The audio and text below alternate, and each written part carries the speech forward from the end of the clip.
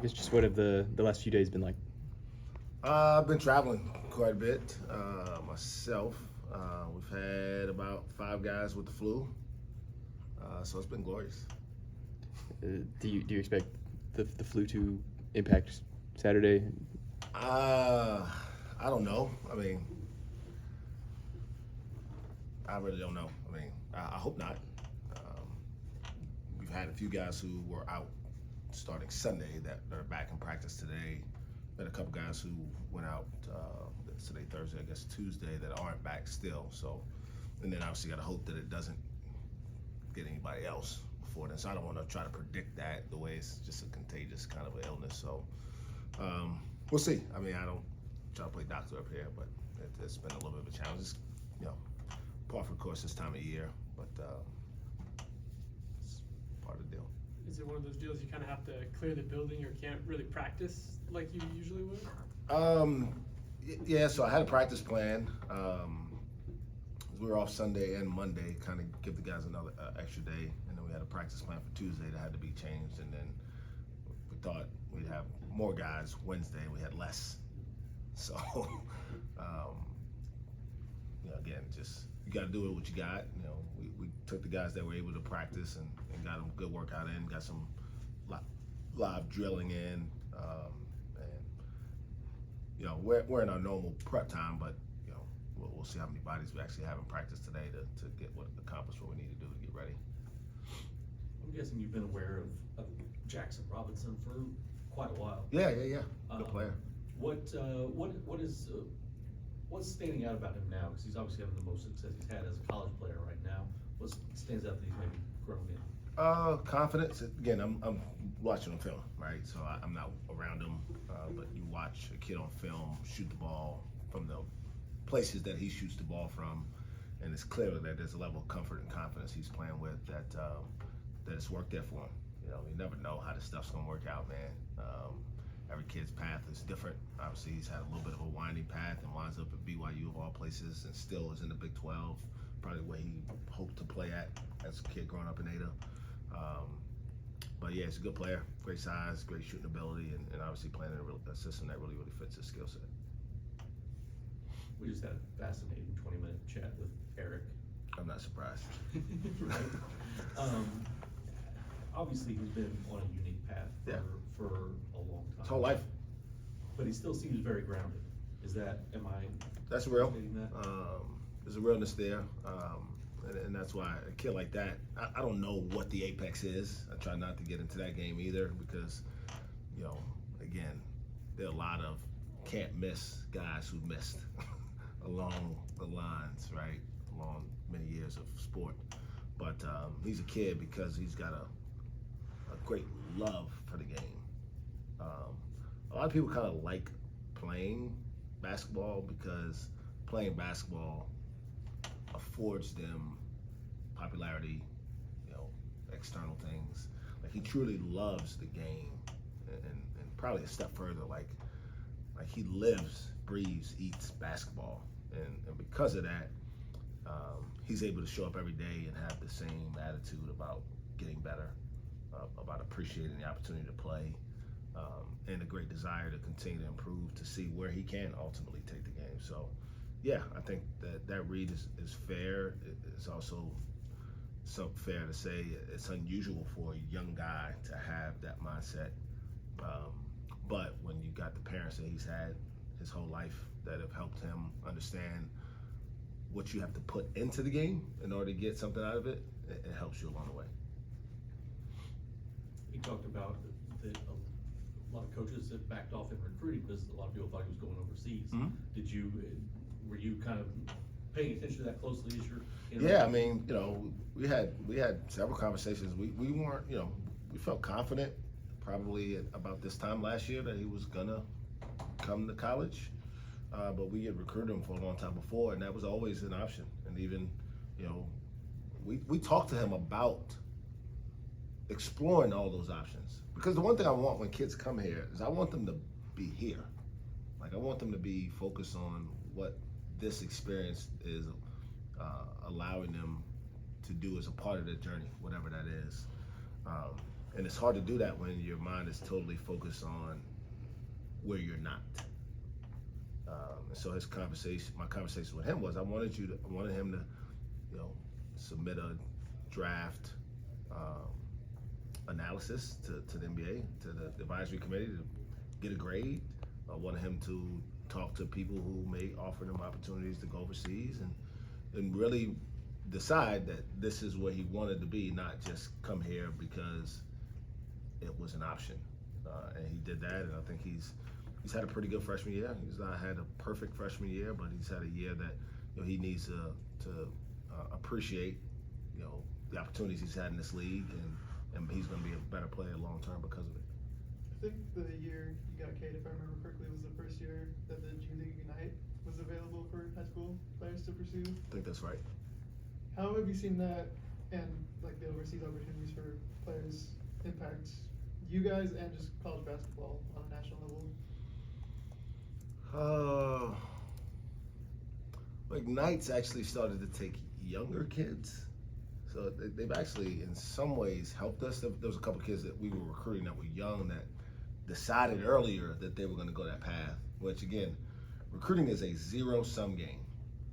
Like, you either get the kid or you don't. Coming in second is almost torturous. It's like the worst thing that could happen because you spend more time coming in second. So that's been a little bit of a benefit, but I don't pay that much attention to their processes. Obviously, I'm aware of the kids. Obviously, it's become more popular of a route to go. Those kids are having some success. I know they obviously got some involvement in the NBA All-Star Weekend, which is this weekend too. So it's been a good option for kids. I mean, I think as many options as kids can have, the better. And kids being able to make choices based off what they think they can do with their lives at a given age with the involvement of people who they feel like are important to them and care about them. I'm all for it.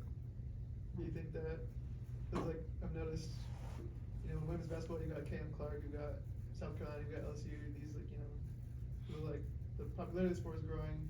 And I was looking at an NBA mock draft and you've got the 7th pick was like the first guy from college. Do you think that's an issue at all, just for the popularity of the sport? Popularity of college basketball? Or specifically men's? I don't know. That's kind of I don't know. I don't really know if I have an answer for the impact of, because I think there's still really good players in college basketball. So there's a lot of factors into why people may not show up as much, right? I think that maybe that's what you're going to, right? That the attendance in women's basketball is growing and maybe men's is coming down. I'm not really sure what you're asking, but I think that college basketball is always going to have a great fan base.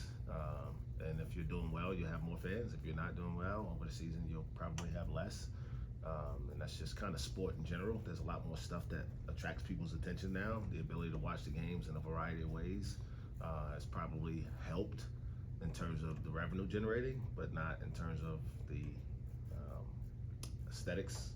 If you're watching on TV, right, the crowds. And I don't know what's going on, so I'm not saying this in any derogatory way, but I happened to be finishing up watching a high school game last night, and I flipped on the South Carolina Auburn game, and at the same time, I believe Arkansas was playing. What did they play last night? Tennessee. Those games were at the same time, right? I'm not losing my mind. Yeah. It's been a long couple days, and I've been in Bud Walton Arena multiple times, and you get to the free throw line, they have these pans of the background, and like it's hard, right? You got to win at a high level because it's easy for people to go somewhere else. You had some quotes come out in the Tulsa World yesterday about OSU's NIL situation, roster retention. Do you care to expand on any of that? I mean, if you got a specific question, I'll answer it. I think I was, I don't necessarily want to retract anything that I said. I'm always pretty honest, guys. I mean, and I hope nobody took that as me making excuses. It's just point out the reality of college athletics in 2024. And so, if there's something specific you want to ask about, I'll I guess what can OSU do better, or collectives or however do better in the NIL space? Yeah, so I don't know if there's a magic answer, right? Part of it is we got to play better, right? And I think the better you play, the more people are willing to invest their time and resources into the program. That's totally fair. But there's a little bit of chicken and egg kind of scenario here where as much as people want to pretend that that's not how recruiting works anymore, that's just not reality. And I know it's not supposed to be inducements, but NIL isn't happening because kids are so popular that BMW wants to sponsor them. In fact, that's why collectives exist, because BMW doesn't want to sponsor them. Does that make sense, guys? And this isn't rocket science. And again, we got to coach better. I got to continue to make my players better. But the way you get players now is totally different than the way you got players 4 years ago. I mean, let's not even go back to 1995 where the article necessarily referenced. When do those conversations about next season happen? I know obviously you got several freshmen right now that are about 4 or 5 star guys that are contributing now on the court. And when do those conversations about next year, whether that's going to the league or going to another school or coming back here next year, kind of start happening? See, I think that's part of the challenge. The conversations with us, we'd like to get through the season, make them better, and have a conversation about where they are. But that's not, again, that's not reality. Those conversations with the kids are happening all the time. They're just not happening with our staff. They're happening with sometimes their parents, sometimes other relatives, sometimes their high school coaches, sometimes with other college coaches. And so you got to constantly have an awareness of where it is. Again, I've come in this room and told you guys several times, man, guys call our kids. It happens. It's part of the game now. It's a part that no one really wants to talk about because it feels kind of slimy, right? But I don't live in a fantasy world, man. I live in a real world where, I know people are probably contacting Brandon Garrison. Like, it's a reality. And so, back to your question. Do we want him? If you don't want him because you don't want the coach, then okay, he's going to go somewhere else. I'm not saying you keep him because you keep the coach. I'm just saying those things are not mutually exclusive, right? You got to take care of your kids. Otherwise, they leave. And if your kids leave, sometimes what it does is it sends a message that your kids can be taken easily. So it snowballs a little bit. Sometimes. Again, it all goes back to having success on the court. We got to play better. We got to win some more games. We got to try to make a run at the end of the season and build some momentum so we can go out and tell it there's a future here. There's hope to invest in. But you can't wait until the kids are out the door to tell them you love them. Because they're kind of like, you sure? Or do you love me because you hear somebody else is trying to hit on me now? When you say your kids, are you saying Mike Boynton's coaching staff's players, or are you saying Oklahoma State's fan base's players? Or Oklahoma State and fan base's players? I don't know how fans view these kids. I mean, I always view them as my guys, but it's not necessarily just because I recruited them. I consider Mitchell Solomon my kid. Considered Tavares Shawn and Jeff Carroll. I never recruited those kids. I only coached them as a head coach for 1 year. But care about them, love them the same. I don't really know how fans, and it's different probably now than it's been before, honestly. Kids are viewed more as commodities to help people feel better about their betting habits. Again, let's just be real about what's going on in the world, right? And so when they don't play well, these kids who they want to play for their school all of a sudden stink, and they'll never should have come here. And if they decide to go to somewhere else school, then they're also bad people. Like, we're in a tough space, man. Like, and the reality is, like, we got to get back to just, can we just enjoy that we got young kids coming to college, trying to get an education, becoming professional adult, professionals in whatever field of life they're going in. But that's probably fantasy world talk. We're probably not going back there anymore. Mike, when you go through all the problems and challenges that this program's had the last 7 years or so, FBI, NCAA and all that, where does NIL rank amongst those challenges? And NIL in the sense of, there's coaches trying to coach players and NIL collectives and trying to convince your fan base to donate money and player retention and stuff like where do those challenges rank to what this program's been? I don't know how to rank them. I don't know if I've ever experienced anything like the FBI. I mean, you talk about what I think. I don't know what everybody else thinks about the FBI, but when the FBI is around, it makes you feel like, oh boy. Like, I don't feel that way about NIL, right?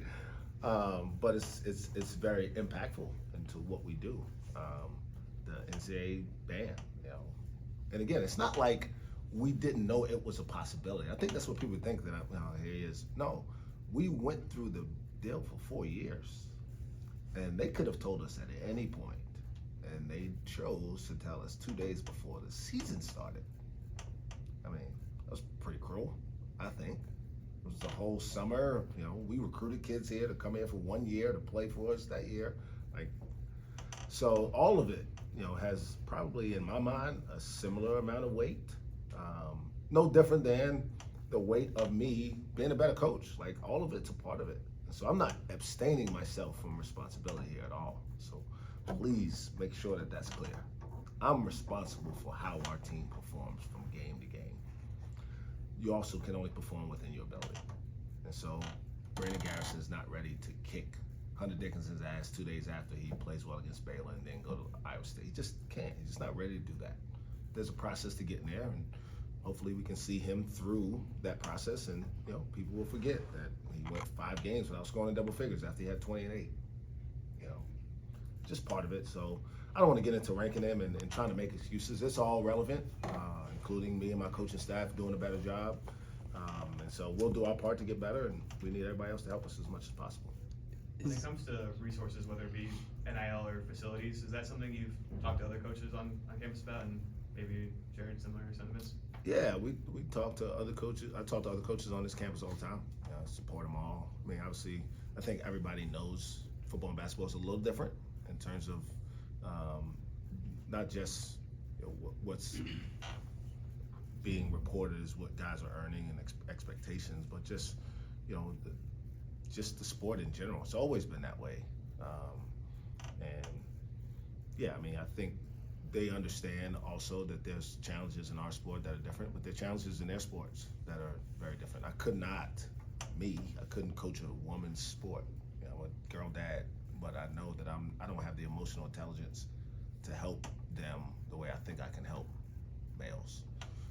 So there are challenges that comes with everything you do, and NIL is just one of those things.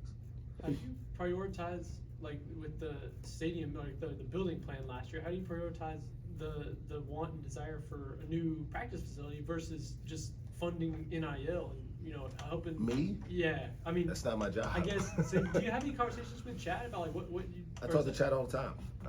Chad understands the landscape's different in 2024 than it was. Again, we started on this journey here at the same time. He became the deputy AD at the same time I became the head coach. So he's been through every scenario and experienced all of it right along with me. He's been a tremendous support. You know, the reality is, I want to make this clear, like, our school can't do NIL. It's not an OSU thing. Oklahoma State University Athletics, we're not allowed to write checks to these kids. Like, that's not a real thing. So I think that maybe that one thing I want to address, like that maybe came out as if I need Chad to start making sure that, you know, when he writes a check to Terrence Rencher, he also writes one to Javon Small. That's not how this works. But it is the people who support your program that help build the collective, and then there's individual companies out there that support it in a different way. So I try not to tell Chad how to do his job. I try to tell him the needs of our program, but I understand he's balancing a lot of sports, a lot of successful sports right now. John Smith's doing a great job. Kenny Gajewski's off to a great start. And those programs need support as well. So his job's not easy, no question about it.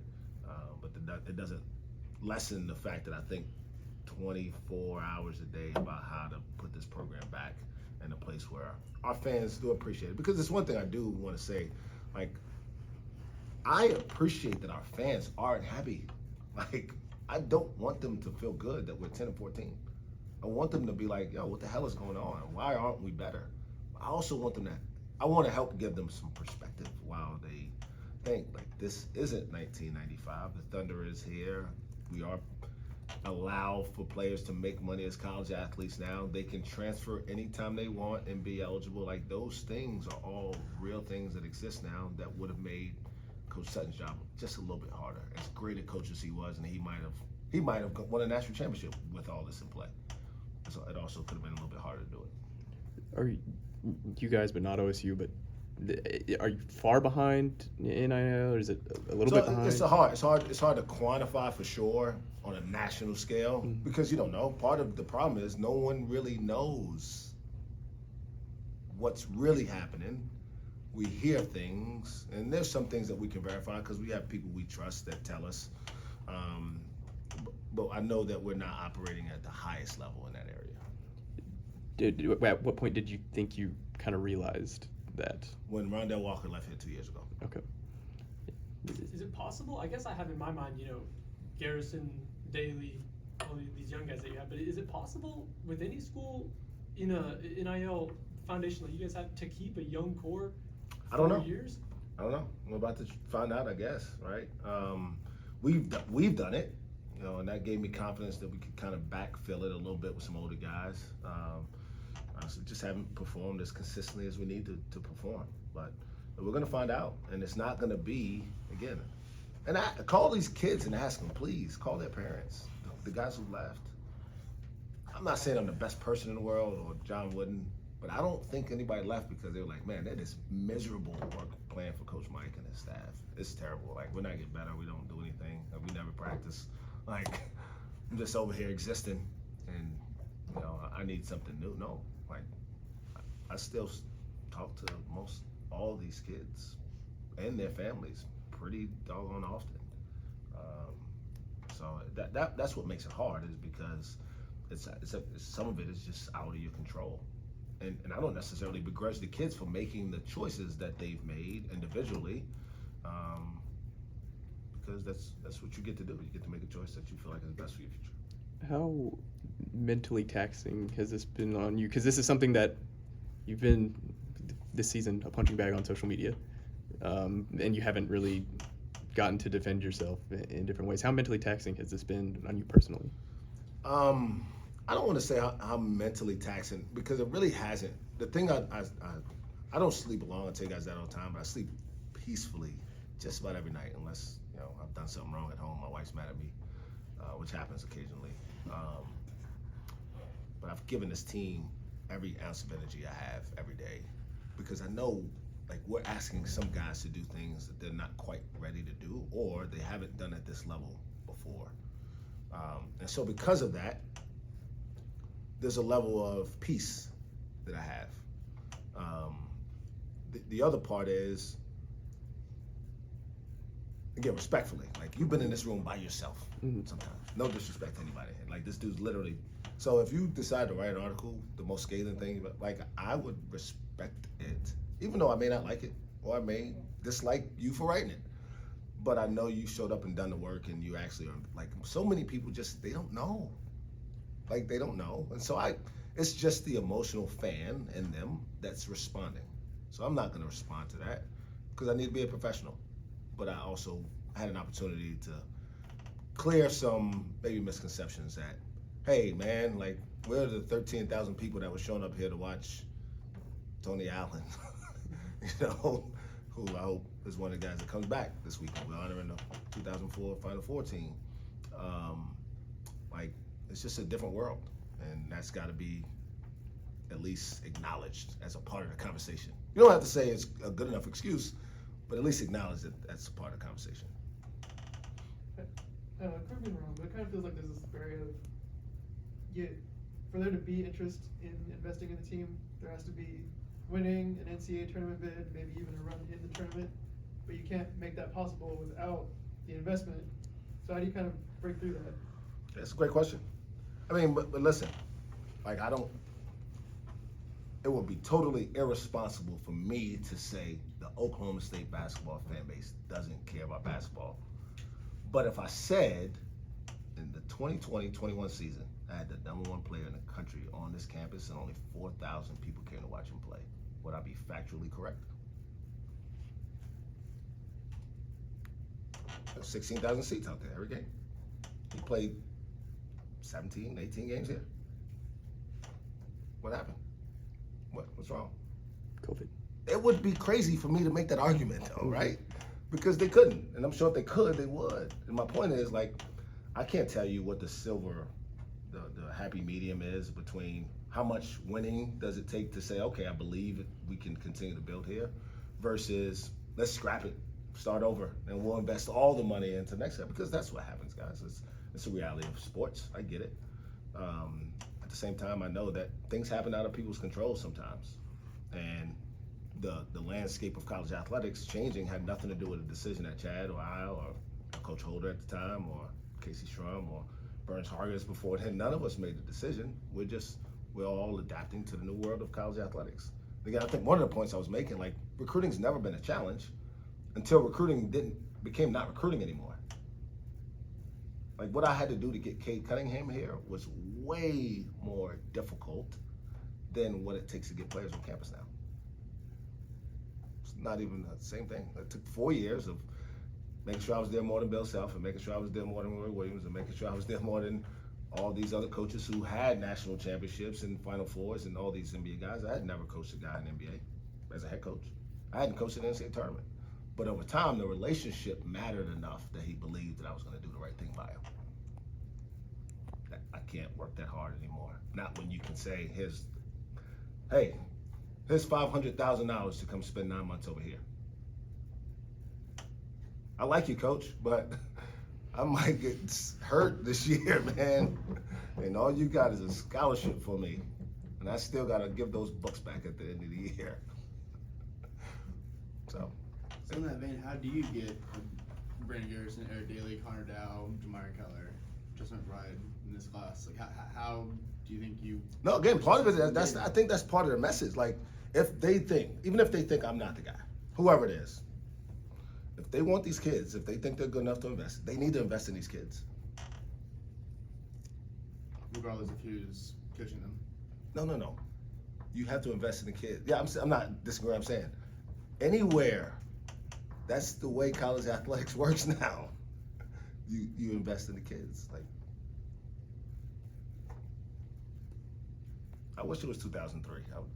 I mean, I wouldn't get a whole lot of money, but I'd be maybe eating free somewhere. Any thoughts on BYU? They're really good. I'm glad somebody asked. Please, thanks. They're really, really good. Jackson Robinson, obviously, they're a local kid, but they shoot the three like, I remember feeling like, man, when we played RU, obviously different level, but they could shoot the ball like that. These guys have probably 3 more guys. Like, everybody on their team can shoot, and their point guard's a 7-foot guy. Like, it's the most unique team we'll play probably all year. Offensively, they're electric. We'll have to be really, really good defensively to have a chance. Not having a Tuesday or Wednesday game, do you spend more time looking at OU film, or do you keep it I mean, normal? we probably watch more OU film than we did like Baylor, because we don't play them again, but we play OU again soon. So we definitely watch some things to try to make sure we're prepared for the next time around. But we've turned our attention now to BYU, and we'll try to focus on that game Saturday. There was an AAU game where Jackson Robinson went like 9 for 9 from 3 or something like that, and that he blew up from that point on. Why did you feel like you had a shot with him at some point? Yeah, so again, it's been surprising that he stayed out of the state though. though. Just kind of, he was a 2021, I believe. I think he'd be actually classed up. Yeah. To go to Texas A&M. And that was the part that was kind of a surprise. No one knew he was going to not finish his normal high school time. But I think Buzz was there at the time. Convinced him that, he should come early. And obviously, you can't skip steps, man. We talk about that all the time. He's older. He's been through college basketball a few times, and he's having success. So, but he was just a kid who kind of, I think Trey Alexander and Sean Perdue, I think all those guys were in that same kind of area where COVID was going on, so people weren't really seeing him other than on film, and he decided to kind of jump ahead a year.